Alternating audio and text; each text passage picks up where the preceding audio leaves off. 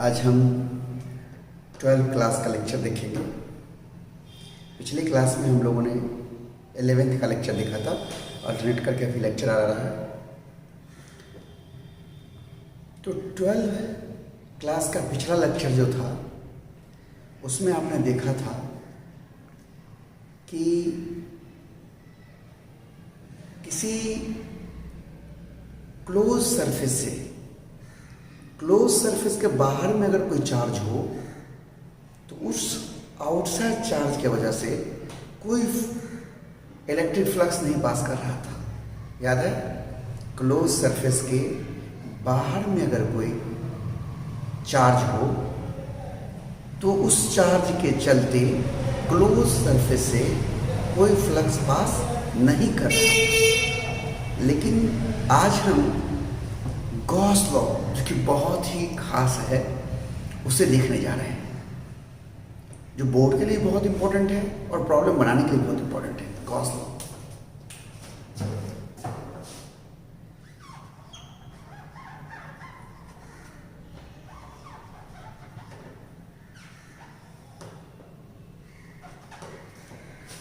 Board के लिहाज से भी इंपॉर्टेंट है और बोर्ड के कंपटीशन के लिहाज से, प्रॉब्लम बनाने के लिहाज से भी इंपॉर्टेंट है। ध्यान दीजिए, जैसा कि पिछले क्लास में देखा था, क्लोज सरफेस से आउटसाइड चार्ज चलते फ्लक्स नहीं पास करता है। इसीलिए गॉस लॉ में आउटसाइड चार्ज पर बातें नहीं होती है। तो कैसे बात होगी? तो गॉस लॉ कहता है कि किसी क्लोज सरफेस से जो टोटल इलेक्ट्रिक फ्लक्स पास करेगा वो 1/ε times total charge enclosed by close surface होता है। ध्यान दीजिए, किसी क्लोज सरफेस से, जैसे कोई बंद डब्बा है, उससे कितना फ्लक्स पास करेगा, उस बंद डब्बा में जितना चार्ज होगा वो चार्ज को 1/ε0 से मल्टीप्लाई कर देंगे तो जो आएगा उतना फ्लक्स पास करेगा। आइए हम देखते हैं गॉस लॉ क्या कहता है।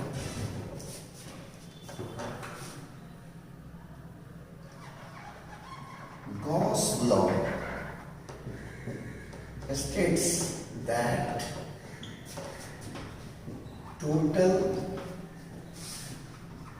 electric flux passing through a closed surface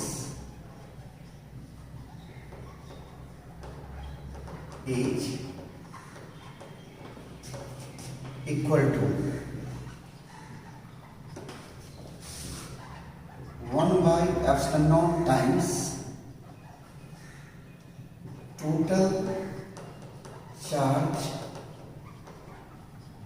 enclosed by closed surface। एक बार समझिए जरा, Gauss law states that, Gauss law कहता है कि टोटल इलेक्ट्रिक फ्लक्स, कुल electric flux passing through a close surface, किसी क्लोज सरफेस से जो कुल इलेक्ट्रिक फ्लक्स पास करेगा, इज इक्वल टू, वो बराबर होगा 1/ε टाइम्स 1/ε0 गुना total charge enclosed by close surface. Close surface कितना चार्ज घेर रहा है उसके 1/ε0 टाइम्स बराबर है। एक उदाहरण देखिए, जैसे मान लीजिए कोई क्लोज सरफेस है, ये हमारा क्लोज सरफेस है,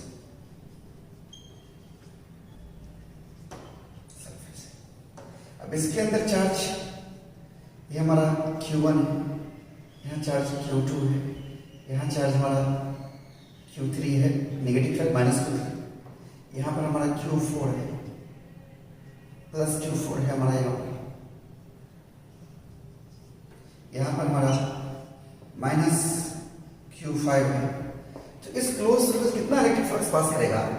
तो बाहरी चार्ज पर कोई फ्लक्स तो पास करता नहीं, आउटसाइड चार्ज की वजह से कोई फ्लक्स तो पास करता नहीं, सिर्फ अंदर वाला चार्ज काम होता है। टोटल फ्लक्स जो होगा,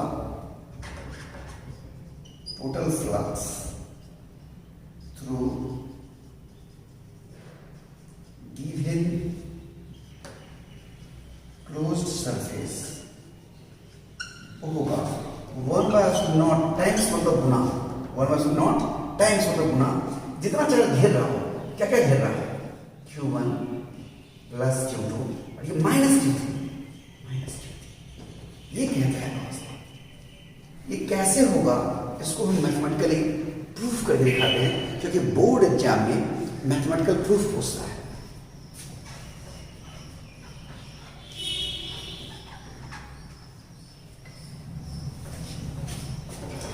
मानते हैं कि ये कोई क्लोज सरफेस है, क्लोज्ड सरफेस। अब देखिए इसके अंदर में कोई चार्ज क्यों है और इससे आर दूरी पर एक छोटा सा एरिया, देखिए ये सरफेस एरिया हम चूज कर दिया, इसका डायरेक्शन कुछ इधर ds और यहां पर इलेक्ट्रिक फील्ड इस दिशा में E और ये बीच के अंदर थीटा। गौर से देखिए एक क्लोज सरफेस है, उसके अंदर में चार्ज Q है और उससे R दूरी पर कोई छोटा सा एरिया है और इस एरिया से इस एरिया के पास इलेक्ट्रिक फील्ड E है और एरिया का डायरेक्शन देखिए ds इस दिशा में, एरिया तिरछा ना, हमेशा सरफेस एरिया का डायरेक्शन सरफेस के परपेंडिकुलर और बाहर की ओर आउटवर्ड डायरेक्शन होता है, बाहर और इसके परपेंडिकुलर। ये यहां लिख देता हूं, let us consider an elementary area ds at distance R from a point charge Q। मैंने क्या लिखा, लेट अस कंसीडर, मान लिया कि एक छोटा सा एन एलिमेंट्री छोटा सा एरिया क्या है, ds है एट डिस्टेंस R, कितना दूरी पर, R दूरी पर। कहां से तो इस पॉइंट चार्ज से, from a point charge Q, और वो Q है कहां, enclosed by close surface, close surface के अंदर है Q which is enclosed by closed surface। बात ठीक समझ में आया? हमने जो क्लोज सरफेस माना है उसके द्वारा घेरा गया चार्ज Q है और उस Q से R दूरी पर एक छोटा सा एरिया ds माना, देख रहे हैं। अब इस छोटे से एरिया से फ्लक्स लेते हैं, electric flux through elementary area ds क्या होगा, d phi पर। इस छोटे से एरिया ds एरिया से क्या फ्लक्स होगा वो देख रहे हैं, क्या होगा आप तो जानते हैं, E डॉट ds पढ़ा चुके हैं ना। इलेक्ट्रिक फील्ड और ds एरिया से इलेक्ट्रिक फील्ड क्या होता है, E डॉट ds। इसको तोड़ेंगे क्या हो जाएगा, E ds cos थीटा। जहां पर थीटा क्या है, तो ds और E के बीच का, ds और E के बीच का एंगल है। अब देखिए इस Q चार्ज से R दूरी पर इलेक्ट्रिक फील्ड कितना होगा, आप लोग जानते हैं Q चार्ज से R दूरी इलेक्ट्रिक फील्ड लिखना है, यानी हम +1 चार्ज रखेंगे तो फोर्स निकालेंगे, वही इलेक्ट्रिक फील्ड होगा। बट E इक्वल टू कितना हो जाएगा, Q इस हमको फोर्स निकालना 1 चार्ज, Q into 1 यानी Q divided by 4 pi epsilon not दूरी। इसीलिए d phi क्या हो जाएगा, ये मान हम डाल Q divided by 4 pi epsilon not into ds cos theta divided by s। और आपको याद होगा इस टर्म को हम सॉलिड एंगल कहते हैं, पहले भी बता चुके हैं। एलिमेंट्री एरिया ds से फ्लक्स, इलेक्ट्रिक फ्लक्स क्या हो जाएगा, Q divided by 4 pi epsilon not into d omega, जहां d ओमेगा क्या है, सॉलिड एंगल है, फिर d ओमेगा हमारा सॉलिड एंगल है। और ये हमारा कितना के बराबर है, ds cos theta divided by s। हम आगे और लिखेंगे, जगह नहीं हमारे पास, आप स्क्रीनशॉट ले लीजिए, फिर हम बात करेंगे। इधर मैंने बोर्ड साफ कर लिया है। अभी आपने देखा इस छोटे से एरिया ds से जो फ्लक्स पास किया है d फाई, वो है q divided by 4 pi epsilon not into d omega, जहां d ओमेगा क्या है, सॉलिड एंगल है, और वो कितना के बराबर है, ds cos theta divided by r square. देखिए ds cos theta divided by r square, ये जान लिया है। इस प्रकार से हर छोटे छोटे एरिया से हम फ्लक्स निकाल कर जोड़ दें, इस पूरे क्लोज सरफेस से फ्लक्स निकल जाए। और अब फिजिक्स में हम जोड़ते कैसे हैं, इंटीग्रेट करते हैं। Therefore, total flux through closed surface क्या होगा, phi equal to integration of d phi, और इंटीग्रेशन ऑफ डी फाई जो आप निकालेंगे, ध्यान दीजिएगा q by 4 pi epsilon naught तो कांस्टेंट है, क्या है डी ओमेगा। ध्यान दीजिएगा यहां पर जो डी ओमेगा सॉलिड एंगल था, इस ds एरिया की वजह से इस पॉइंट पर था,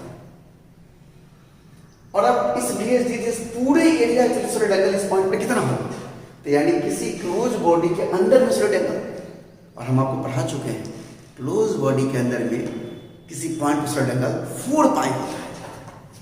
but we have solid angle at inside point of a closed body equal to 4 pi. Therefore, d omega equal to क्या हो जाएगा, 4 pi। ये मान सब्स्टिट्यूट कर देंगे यहाँ पर। Therefore, phi equal to क्या होगा, q divided by 4 pi epsilon naught into इसका मान हम डालेंगे क्या है, 4 pi। 4 pi से 4 pi कैंसिल हो जाएगा, यानी phi equal to 1 by epsilon naught into q। यहाँ पर q क्या है, ये q क्या है, q क्या है, इस क्लोज सरफेस द्वारा इनक्लोज किया गया charge enclosed by closed surface। तो अभी आपने देखा कि ये 4 पाई हमारा सॉलिड एंगल होता है क्लोज बॉडी के अंदर में, वो मान हमने डाला, 4 पाई से 4 पाई कैंसिल हो गया, तो 1 बाई एप्सिलॉन नॉट इनटू ये क्यू, देखिए ना 1 divided by epsilon not into ये क्यू, यानी क्यू क्या है, charge enclose by close surface. ये जो क्लोज सरफेस है वो कितना चार्ज घेर रहा है अपने अंदर में रखे हुआ है। ये ध्यान रखना आपको, गॉस थ्योरम जब भी हम लगाएंगे तो क्लोज सरफेस के द्वारा लगेगा और उसके अंदर वाला चार्ज ही काउंट होगा, बाहर वाला नहीं, क्योंकि बाहरी चार्ज की वजह से क्लोज सरफेस से फ्लक्स 0 पास करता है। आप एक बार फिर से स्क्रीनशॉट ले लीजिए और उसका फिर हम आगे बढ़ेंगे, देखेंगे। अभी हमने एक क्वेश्चन नोट किया है, जरा देखिए। A charge Q is placed at the center of the open end of a cylindrical vessel। खुला मुंह वाला बर्तन है, वेसल है, ये बर्तन है। Shown in figure, चित्र दिखाया गया है, how much flux, कितना flux of the electric field, electric field का कितना flux through the surface of the vessel, इस वेसल के सरफेस से पास करेगा, पास, कितना पास करेगा। ध्यान दीजिएगा, जब भी हम गॉस को लगाते हैं तो क्लोज सरफेस है, यहां तो खुला है, तो हम इसको क्लोज बनाएंगे,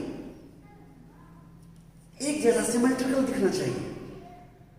देखिए हम क्या करेंगे, इसको क्लोज बनाएंगे। अभी तो ऐसा ही था, इसको क्लोज बनाते हैं, यहां से ऊपर हम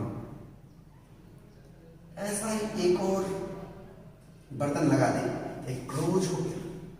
अब क्लोज वेसल से देखिए जितना नीचे था वैसा ही सेम बनाए, तो अब इस पूरे क्लोज वेसल से पूरा फ्लक्स कितना पास करेगा, देखिए total flux through closed surface. अभी हम गॉस को पढ़े ना, टोटल फ्लक्स क्या होता है? 1/ε0 टाइम्स कुल घेरा गया चार्ज। कुल चार्ज अंदर भी कितना है? यानी इस पूरे इतना पोर्शन से फ्लक्स इतना पास किया। अब आपको आधे से पूछ रहा है, तो जितना नीचे से इधर आधे से पास करा हुआ उतना आधे ऊपर से पास करा हुआ। इसका मतलब इस पोर्शन से कितना पास किया? इस नीचे वाला इस पोर्शन से कितना पास किया? ये वाला पोर्शन देख रहे हैं ना, कितना? इसका आधा। इसलिए flux through the surface of given ledger क्या होगा? 1/2 इंटू इसका क्यू बाई, ये हमारा क्यू बाई स्टॉन्ड है ना, क्यू बाई। समझ में आया? यानी क्लोज नहीं हो तो क्लोज बनाना पड़ता है। एक और उदाहरण देखिए आप, जैसे ये हमारा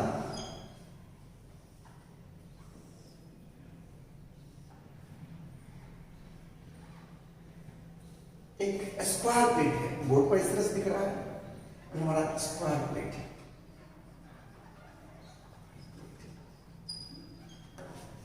और इसका ठीक सेंटर, इसका मान लीजिए कि ये लेंथ है और ये विड्थ। अब बोर्ड में तो बड़ा छोटा दिख रहा होगा आपको। इसके सेंटर से a/2 दूरी पर, तो देख रहे हैं ये a और ये a है, ये a/2 है। a/2 दूरी है, यहाँ पर जगह कम हो जा रहा है, मैं यहाँ लेता हूँ। a/2 दूरी पर यहाँ पर कोई चार्ज q रखा। ध्यान देगा ये स्क्वायर प्लेट से परपेंडिकुलर डिस्टेंस पर है। ये चार्ज q प्लेट से के सेंटर से परपेंडिकुलर डिस्टेंस a/2 पर है। अब कुछ बताओ कि इस प्लेट से कितना फ्लक्स पास करेगा? कहेगा a point charge q placed at perpendicular distance a/2 from center of a square plate shown in figure.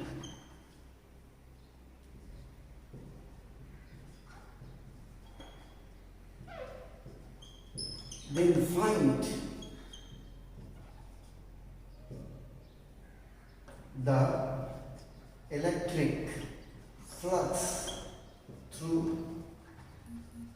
the given plate. इस दिए गए प्लेट से कितना फ्लक्स पास करेगा ये पूछना है। जरा मैं इसको मिटाकर बनाऊंगा, तो इसलिए आप इस पर स्क्रीनशॉट ले लीजिए पहले इसको, इसके बाद हम बना पाएंगे। मैंने जगह खाली कर लिया है, क्वेश्चन आप स्क्रीनशॉट लेके लिख लिए होंगे। अगर नहीं लिखे हैं तो पीछे करके स्क्रीनशॉट ले लीजिए। देखिए ये स्क्वायर प्लेट है। अब इस क्यू चार्ज से फ्लक्स निकालना है। अब गॉस थ्योरम लगाने के लिए फ्लक्स होता है E.ds। याद करिए फ्लक्स क्या होता है? Integration of E.ds। अब गौर करिए तो हर जगह की दूरी अलग अलग है। यहाँ की दूरी अलग है, यहाँ की दूरी अलग है, यहाँ की दूरी अलग है। तो पॉइंट चार्ज तो E का मान अलग, T का मान अलग, ds अलग। तो आप तो निकाल नहीं पाएगा किस तरह से क्या हो रहा है। इसके लिए आपको क्या करना होगा? गॉस लॉ लगाना होगा। आप डायरेक्ट E.ds नहीं लगा सकते। E का मान हर जगह अलग अलग है, एक समान तो है नहीं। और अगर आप गॉस थ्योरम लगाना चाहते हैं, यानी गॉस लॉ का इस्तेमाल करना चाहते हैं, तो इसके लिए आपको क्लोज सरफेस चाहिए। और एक क्लोज सरफेस तो है नहीं, एक सतह, एगो स्क्वायर सीट है। गौर करिए एगो स्क्वायर सीट है। तो सेंटर से a/2 दूरी पर चार्ज क्यू रखा हुआ है और इसका प्लेट का साइज a है, लंबाई, और a है चौड़ाई। अब आपको निकालना है, तो आपको क्लोज सरफेस बनाना पड़ेगा। कैसे बनाएंगे क्लोज सरफेस? देखिए हम एक काल्पनिक, यहां देखिए हम बना के दिखा रहे हैं आपको क्लोज सरफेस।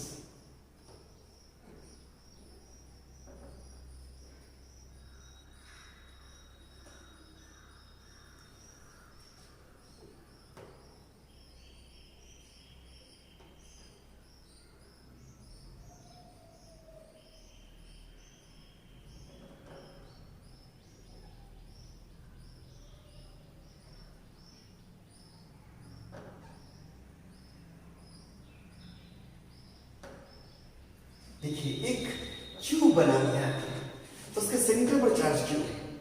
अब सेंटर पर चार्ज क्यू है, यानी इस सरफेस से जितना दूरी y2 है, इस सरफेस से y2 है, इस सरफेस से y2 है, इससे भी y2 है, पीछे वाले से y2 है, आगे वाले से y2 है। तो अब बताइए एक क्यूब में कितने सरफेस? 6 सरफेस। तो पूरे अगर इस क्यूब से बात करें कितना फ्लक्स पास करेगा, तो ध्यान दीजिए total flux through the cube क्या होगा?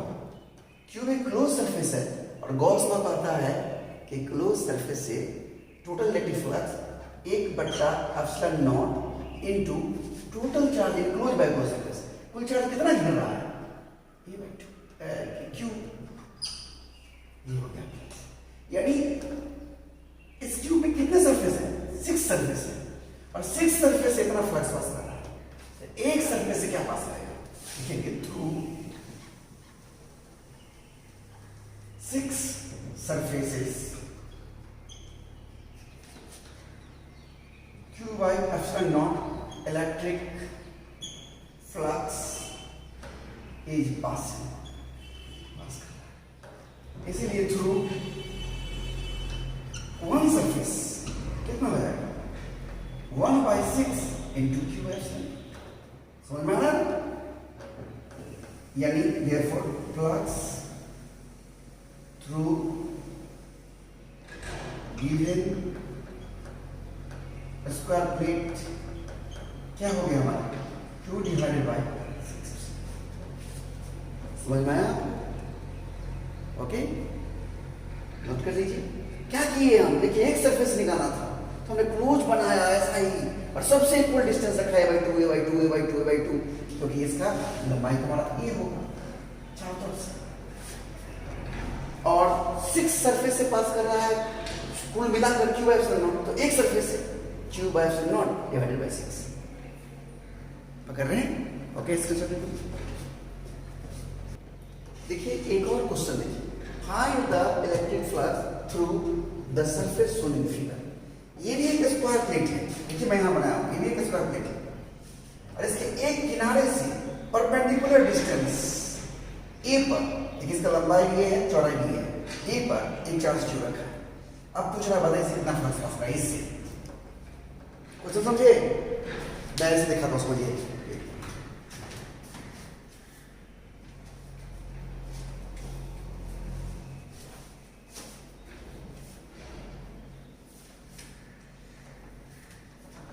जैसे ये कोई बुक है, देख रहे हैं आप, एक, अरे मान लीजिए ए और ये बराबर हो, यहाँ तो बराबर नहीं है, बराबर हो, इसके एक किनारे से ए दूरी पर, यानी जितना दूरी ये ए है, ए दूरी पर चार्ज क्यू हो। अब इस क्यू चार्ज के वजह से इससे कितना फ्लक्स पास करेगा ये आपको निकालना है। बात को ठीक से दिमाग में बिठाइए। देख रहे हैं आप, यहाँ पर मेरा उंगली के पास यहाँ पर चार्ज क्यू। ओके,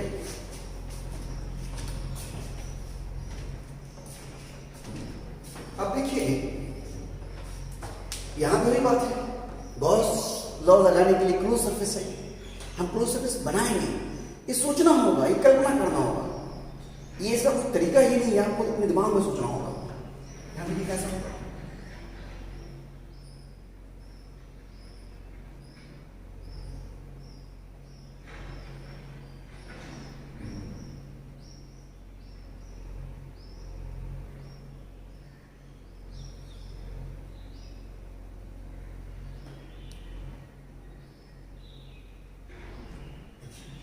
एक प्लेट, अभी मैं बता दिया क्वेश्चन ठीक पहले भी आपने देखा था, ये चार्ज क्यू a/2 दूरी पर था।